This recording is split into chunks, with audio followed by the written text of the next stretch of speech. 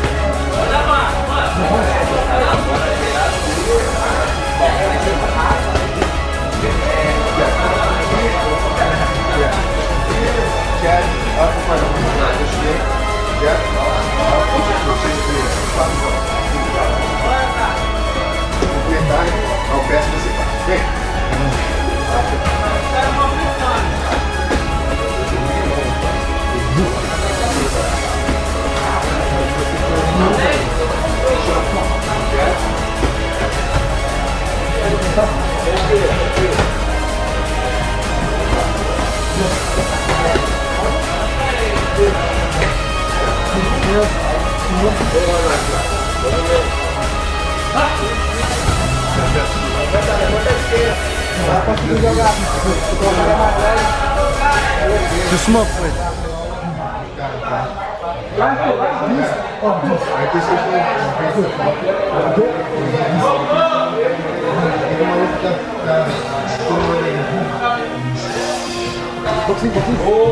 Tá vendo como vai lá ajudar pra colocar? Não deixe, puxa aí, puxa aí, entendeu? Botei ele no chão. Não deixe de envolver teu carro.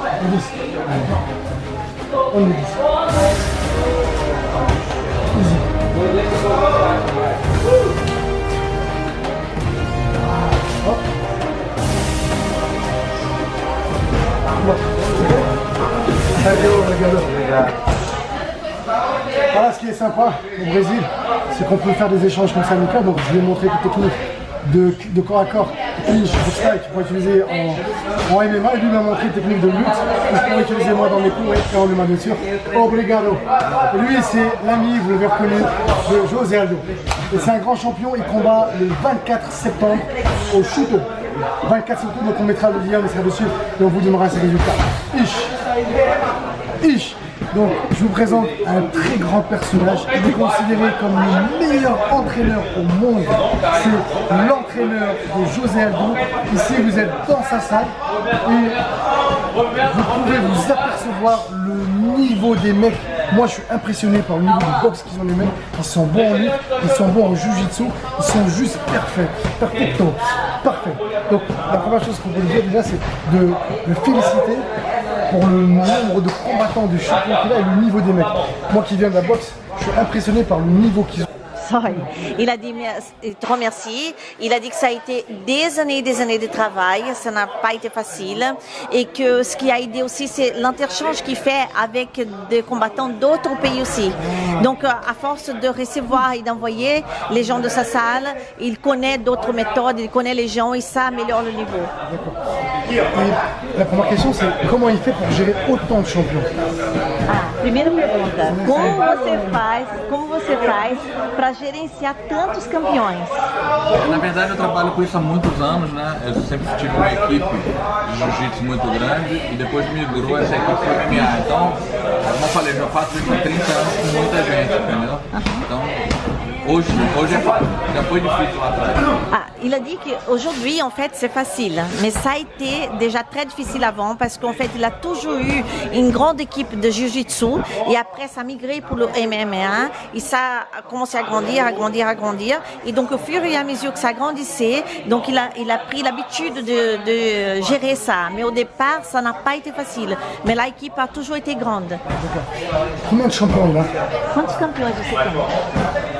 Hoje, Actuellement? Sim. talvez uns 10, de cabeça sempre você tem que pegar e contar.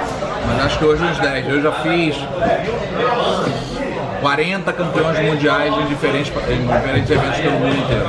Bon, il a déjà fait 40 champions mondiaux, d'accord? Il a déjà fait mondial. Mais il a dit qu'il n'arrive pas à compter combien il a actuellement parce qu'il compte même plus. Il pense qu'il a réussi à former un futur José Aldo.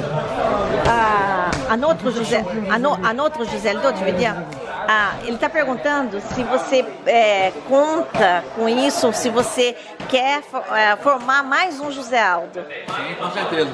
O menino que está indo morar na França, o Jonathan, é um garoto que tem potencial para ser um novo José Aldo. É um garoto muito novo e com muita habilidade. E você vai deixar ele morar na França? Não tem jeito, a esposa conseguiu trabalho na França, né, e ele está indo agora. Pena que ele não está aqui hoje, mas ele deve vir aqui mais tarde. Voilà, il a dit que bon, ils ont tous du talent, mais celui qui est promisseur vraiment, c'est celui qui part en France, il pense que ça va être le nouveau José Aldo, et c'est celui qu'il veut envoyer chez toi.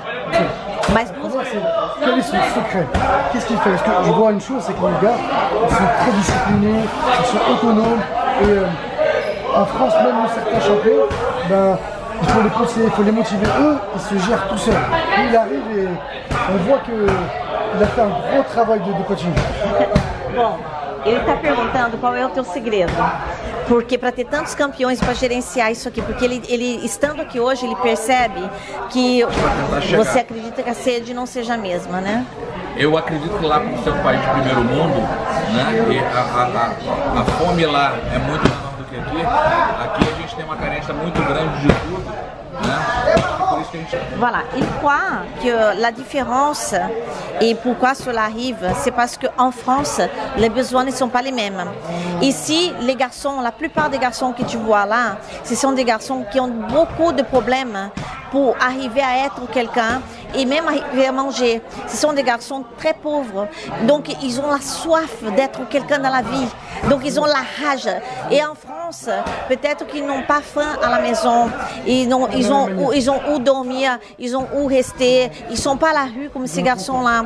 Donc il y a beaucoup de garçons ici qui ont besoin même d'un logement. Donc ils sont là pour avoir l'entraînement par le biais des DD et être quelqu'un. Donc c'est pour ça qu'ils ont cette rage et cette soif. Et dernière question, est-ce qu'on peut annoncer le partenariat qu'on peut avoir ensemble? Est-ce qu'on peut l'annoncer publiquement?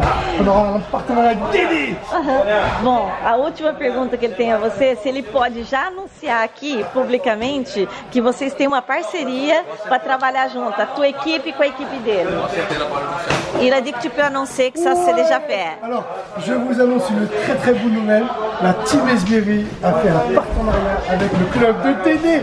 On va ramener nous des boxeurs ici pour s'entraîner, donc je vais sélectionner des grands motivés qui auront du niveau. Et Dédé va nous envoyer aussi des boxeurs et on va faire des échanges. Et on va travailler main dans la main pour devenir un champion. Les aléas du voyage. Foued Puchlek.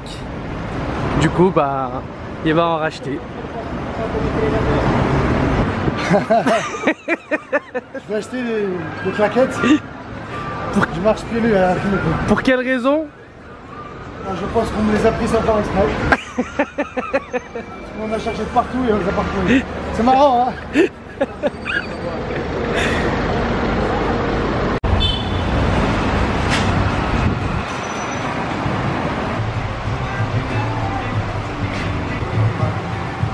Vous êtes dans une salle de sport au Brésil, faites attention à votre sac. Rangez dans votre sac.